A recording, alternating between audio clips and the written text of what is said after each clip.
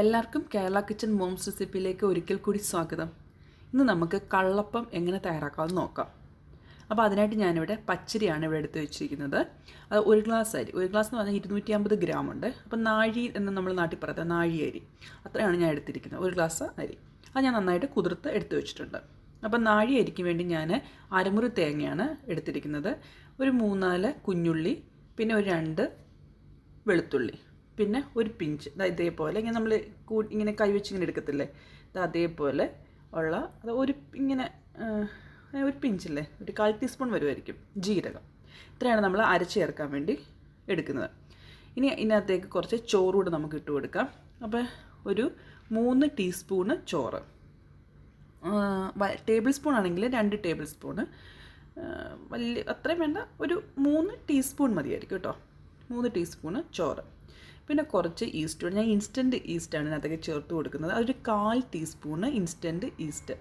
നമ്മൾ നാട്ടിൽ കിട്ടുന്ന സാധാരണ വേറെ രീതിച്ച് വലുതായിട്ടുള്ള ഈസ്റ്റ് ഉണ്ടല്ലോ, അതാണെങ്കിൽ നമുക്ക് ചൂടുവെള്ളത്തിൽ ഒഴിച്ച് വെച്ചിട്ട് അത് ചെറിയൊരു ചൂടുവെള്ളത്തിലേക്ക് അലിയിച്ചതിന് ശേഷം വേണം ഇതിനകത്തേക്ക് ചേർത്ത് കൊടുക്കാൻ വേണ്ടി. ഇത് നമുക്ക് മെയിനായിട്ട് വേണ്ടത് കള്ളാണ്. അപ്പോൾ നമുക്കിവിടെ കള്ള് കിട്ടാനില്ല, അതുകൊണ്ട് ഞാൻ എന്താ ചെയ്തെന്ന് വെച്ച് കഴിഞ്ഞാൽ തേങ്ങാവെള്ളം ഉണ്ടല്ലോ, തേങ്ങാ വെള്ളത്തിനകത്ത് കുറച്ച് പഞ്ചസാരയും ഒരു നുള്ളി ഈസ്റ്റും ഇട്ട് ഞാൻ രാവിലെ തന്നെ എടുത്തു വെച്ചിരുന്നതാണ്. ഇപ്പോൾ ഒരു 7-8 മണിക്കൂറായി. അപ്പോൾ നല്ല കള്ളായിട്ട് കിട്ടിയിട്ടുണ്ട്.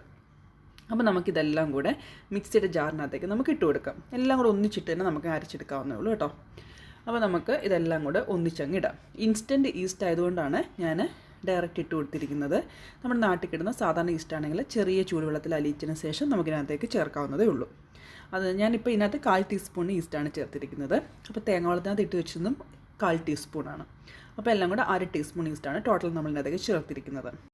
അപ്പോൾ നമുക്കിതിനകത്തേക്ക് ആ തേങ്ങ വെള്ളത്തിൽ നമ്മൾ ഓൾറെഡി ഈസ്റ്റും പഞ്ചസാര ഇട്ട് ഞാൻ വെച്ചിരുന്നതല്ല, ഒരു 7-8 മണിക്കൂർ കഴിയുമ്പോഴത്തേക്ക് ഇതേപോലെ നല്ല കള്ളായിട്ട് കിട്ടും. കള്ളിൻ്റെ അതേ ഒരു ടേസ്റ്റ്, നല്ലൊരു അത്രയും അതുപോലെ അല്ല, എന്നാലും ഏകദേശം ഒരു കള്ളിൻ്റെ ഒരു ഇതുപോലെ.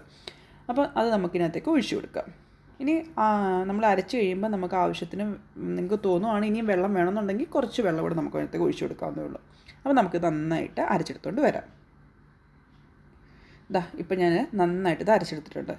അപ്പോൾ ഞാൻ പിന്നെ കുറച്ച് അതായത് ഒരു 2 ടേബിൾ സ്പൂൺ വെള്ളം കൂടി അതിനകത്തേക്ക് ചേർത്തിട്ടുണ്ട് അരയ്ക്കാൻ നേരത്തെ. അപ്പോൾ ഇതേപോലെ ഈ ഒരു കൺസിസ്റ്റൻസിന് ഞാൻ അരച്ചെടുത്തിട്ടുണ്ട്. നമ്മളിങ്ങനെ പിടിക്കുമ്പം അധികം പേസ്റ്റ് ആവേണ്ട, ജസ്റ്റ് ഒരു തരിതരിപ്പ് നമ്മുടെ കൈക്കുണ്ടാവുള്ളൂ, ആ ഒരു രീതിയിലാണ് കേട്ടോ. നല്ല പേസ്റ്റ് വല്ല അരയ്ക്കുന്നത്. അപ്പോൾ നല്ലതായിട്ട് അരച്ചെടുത്ത് വെച്ചിട്ടുണ്ട്. ഇനി നമുക്കിത് ഫെർമെൻറ്റ് ചെയ്യാൻ വേണ്ടി മാറ്റി വയ്ക്കാം. അതായത് നമ്മൾ അരിമാവൊക്കെ പുളിച്ച് പൊങ്ങത്തില്ലേ, അതിനുവേണ്ടി നമുക്ക് മാറ്റി വയ്ക്കാം. ഇനി നമുക്ക് നാളെ രാവിലത്തേക്ക് എടുത്ത് നോക്കിയാൽ മതി. അപ്പോൾ 7-8 മണിക്കൂർ കഴിയുമ്പോഴത്തേക്ക് തന്നെ നല്ലതായിട്ട് ഫെർമെൻ്റ് ആയി കിട്ടും. അപ്പോൾ നമുക്കൊരു പാത്രം വെച്ച് അടച്ചു മാറ്റി വയ്ക്കാം. ഇപ്പോൾ പിറ്റേ ദിവസം രാവിലെ ആയിട്ടുണ്ട്. ഇനി നമുക്ക് നോക്കാം മാവ് പുളിച്ച് പൊങ്ങിയോ എന്നുള്ളത്. കണ്ടില്ലേ, ഞാൻ തലേദിവസം രാത്രിയിലാണ് അരച്ചു വെച്ചിരുന്നത്. പിറ്റേ ദിവസം രാവിലെ ആയപ്പോഴത്തേക്ക് നന്നായിട്ട് മാവ് പൊന്തി വന്നിട്ടുണ്ട്. കണ്ടില്ല, നേരത്തെ അരച്ചു വെച്ചിനേക്കും നന്നായിട്ട് പൊന്തി വന്നിട്ടുണ്ട്. ഇനി നമുക്ക് ആവശ്യത്തിന് ഉപ്പൂടിട്ട് കൊടുത്തതിന് ശേഷം മാവ് നന്നായിട്ടൊന്ന് ഇളക്കാം. എന്നിട്ട് നമുക്കൊരു ദോശക്കല്ല് അടുപ്പത്ത് വെച്ച് ചൂടാക്കിയതിന് ശേഷം നമുക്ക് ഈ മാവ് അതിനകത്തേക്ക് ഒഴിച്ചു കൊടുക്കാം. അപ്പോൾ ദോശക്കല്ല് ഞാനിപ്പോൾ ഒരു നോൺ സ്റ്റിക്കിൻ്റെ പാത്രമാണ് വെച്ചിട്ട് കൊടുത്തിരിക്കുന്നത്. അപ്പോൾ നമ്മൾ കൈ ഇങ്ങനെ പിടിക്കുമ്പോൾ തന്നെ അറിയാമല്ലോ നമുക്ക് എത്രത്തോളം ചൂട് വേണം. ഒരുപാട് ചൂടായി കഴിഞ്ഞ് കഴിഞ്ഞാൽ നമ്മുടെ ആ മാവ് ശരിക്കും ദോശയുടെ ഷേപ്പിൽ നമുക്ക് ഒഴിച്ചെടുക്കാൻ പറ്റത്തില്ല കേട്ടോ. ഒരു മീഡിയം ചൂടാകുമ്പോൾ നമുക്ക് മാവ് അതിനകത്തേക്ക് ഒഴിച്ചു കൊടുക്കാം. അപ്പോൾ ഒഴിച്ചു കൊടുക്കുന്ന സമയത്ത് നന്നായിട്ട് മാവ് ഇതുപോലെ ഒന്ന് ഇളക്കിയതിന് ശേഷം മാത്രമേ നമ്മൾ ഒഴിച്ചു കൊടുക്കാവൂ. ഇനി നമുക്കിത് ഒഴിച്ചു കൊടുക്കാം. അതുപോലെ തന്നെ ഈ ദോശ, അതായത് നമ്മൾ ഈ കള്ളപ്പൊക്കെ ചുടുന്ന സമയത്ത് സാധാരണ ദോശ ഇടുമ്പോൾ നമ്മളിങ്ങനെ ഒഴിച്ചു കൊടുത്തതിന് ശേഷം നമ്മൾ ജസ്റ്റ് ഒന്ന് പരത്തി കൊടുക്കാറുണ്ട്. സാധാരണ ഇങ്ങനത്തെയുള്ള അപ്പത്തിന് നമ്മൾ പരത്തി കൊടുക്കാറില്ല കേട്ടോ. ജസ്റ്റ് അങ്ങ് ഒഴിച്ചു കൊടുക്കുക. പിന്നെ ആ ഒഴിക്കുന്ന സമയത്ത് പരന്നിങ്ങനെ വരുന്ന ആ ഒരു ഇതേ വരത്തുള്ളൂ. അതുപോലെ വലിയ ഷേപ്പിലുള്ള ഒരു ചെറിയൊരു റൗണ്ട് ഷേപ്പിലാണ് നമ്മളെപ്പോഴും ഈ അപ്പം ഉണ്ടാക്കുന്നത്. കണ്ടില്ലേ, ഇപ്പം തന്നെ ആ സൈഡിലൊക്കെ നല്ലതായിട്ട് കൊമളകളൊക്കെ വരുന്നുണ്ടല്ലോ. ഇതാണ്, ഇതുപോലെ വരും. ഈ വരുന്ന സമയത്ത് ജസ്റ്റ് ഇതുപോലെ കോമളകൾ ചുറ്റിനും വരുന്ന സമയത്ത് നമുക്കൊരു അടപ്പ് വെച്ച് നമുക്കത് അടച്ചു വയ്ക്കാം. അപ്പോൾ ആവിയിലിരുന്ന് വേണം ഇതിൻ്റെ മുകൾ വശം നന്നായിട്ട് വേവിച്ച് വെന്ത് കിട്ടാൻ വേണ്ടി. അപ്പോൾ നമുക്കൊരു പാത്രം വെച്ച് നമുക്കിത് അടച്ചു കൊടുക്കാം. ഏകദേശം 1 മിനിറ്റത്തെ ആവശ്യമുള്ളൂ കേട്ടോ. അപ്പോൾ തന്നെ നമുക്ക് നന്നായിട്ടിത് വെന്ത് കിട്ടും. അപ്പോൾ നമുക്ക് പാത്രം വെച്ച് അടച്ചു കൊടുക്കാം.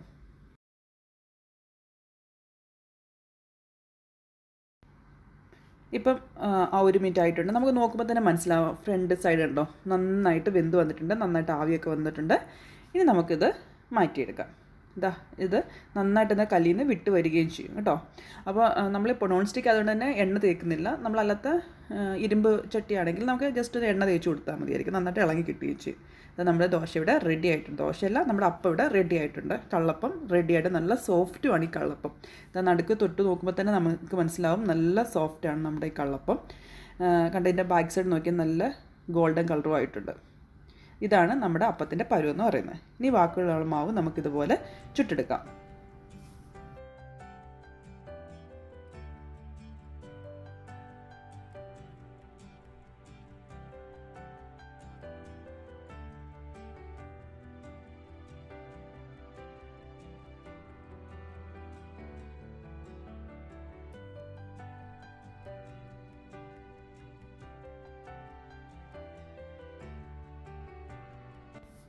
അതേപോലെ തന്നെ നിങ്ങൾക്ക് മറിച്ചിടണമെന്നുണ്ടെങ്കിൽ, സാധാരണ നമ്മൾ ഇത് ഈ അപ്പം ഉണ്ടാക്കുമ്പോൾ മറിച്ചിടാറില്ല. അതെല്ലാം നിങ്ങൾക്ക് ജസ്റ്റ് ഒന്ന് മറിച്ചിടാമെന്നുണ്ടെങ്കിൽ ഇതേപോലെ നന്നായിട്ട് ഒരു ഭാഗം നന്നായിട്ട് വെന്ത് വരത്തില്ല. അപ്പോൾ തന്നെ നമുക്ക് തിരിച്ചൊന്ന് മറിച്ചിടാം. എന്നിട്ട് അധികം അങ്ങ് മൂത്ത് പോകണ്ട, പെട്ടെന്ന് തന്നെ നമുക്ക് എടുക്കുകയും ചെയ്യാം.